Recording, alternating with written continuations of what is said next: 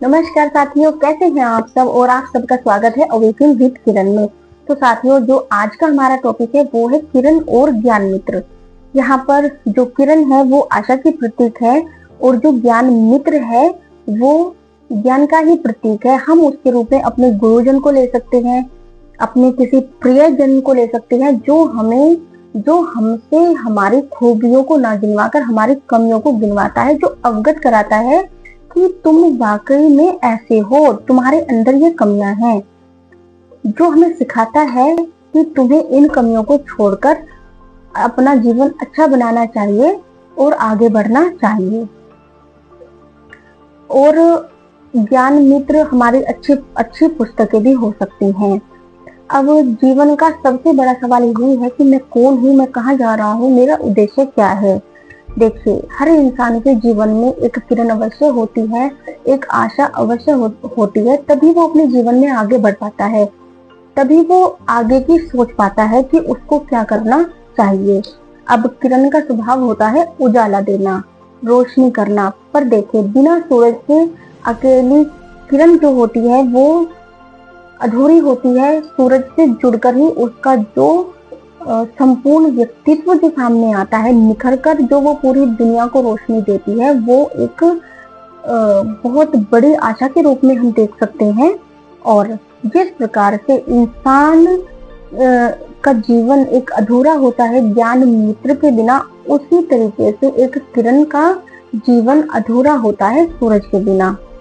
देखिए, सामान्य मनुष्य एक प्रेरणा के बिना उसके जीवन में कुछ अधूरा सा होता है। अगर उसे कहीं से कोई प्रेरणा ही नहीं मिलती, अगर वो बुक्स भी नहीं पढ़ता है, कोई प्रियजन भी उसे अच्छी सलाह नहीं दे सकता है, या कोई उसका ऐसा कोई मित्र भी नहीं है कि जो उसे उसकी कमियों से अवगत कराए, जो उसको समझाए कि भाई देखो, तुम्हारे अंदर ये कमियां हैं और तुम्हें सुधारनी चाहिए। तो मुझे लगता है उस मनुष्य का जीवन उस व्यक्ति के बिना अधूरा है कि जो चाहता है कि तुम अच्छे रास्ते पर आओ। जीवन की भागदौड़ में, जीवन में इतने कामकाज होते हैं, इतनी भागदौड़ होती है, लेकिन हम अंदर से खालीपन महसूस करते हैं। वो एक उसी आशा की किरण से मात्र भर जाएगा अगर वो हमें मिल जाती है तो। देखिए, एक अच्छा जो मार्गदर्शक होता है वो हमें हर दिशा में बढ़ने पर प्रेरक का काम करता है। देखिए, जीवन केवल खाने कमाने के लिए नहीं होता, जीवन में और बहुत ऊंचे ऊंचे उद्देश्य होते हैं जिन्हें हम चाहते हैं कि हम पूरा करें।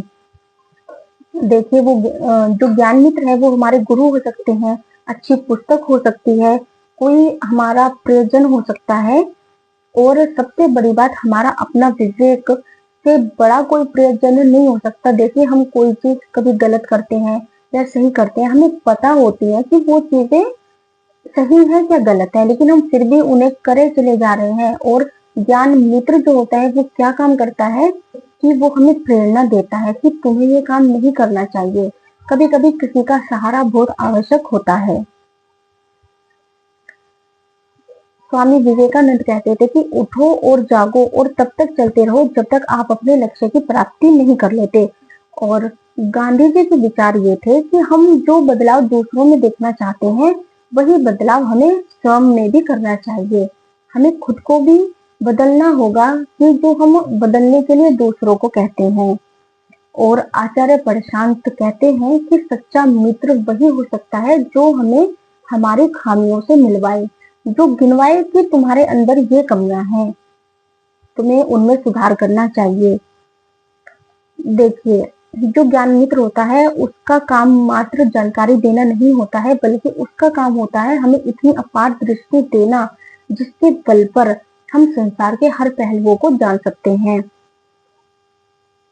एक सच्चा मार्गदर्शक जो होता है वो वाकई में जीवन को बदल देता है। देखिए, सूरज से मिलकर किरण जगत को रोशन करती है, वैसे ही इंसान ज्ञान मित्र से मिलकर अपने विवेक के बल पर अपने जीवन को, दूसरों के जीवन को रोशन कर देता है। तो साथियों, मैं उम्मीद करती हूँ कि आपको मेरी बात अच्छे से समझ आई होगी कि हमारे जीवन में ज्ञान मित्र का क्या महत्व होता है और एक मार्गदर्शक हमारे जीवन में कितना महत्वपूर्ण स्थान रखता है। तो साथियों, अब इसी टॉपिक के साथ मैं आपसे विदा लेती हूँ। मिलते हैं एक और अच्छी बात के साथ। नमस्कार।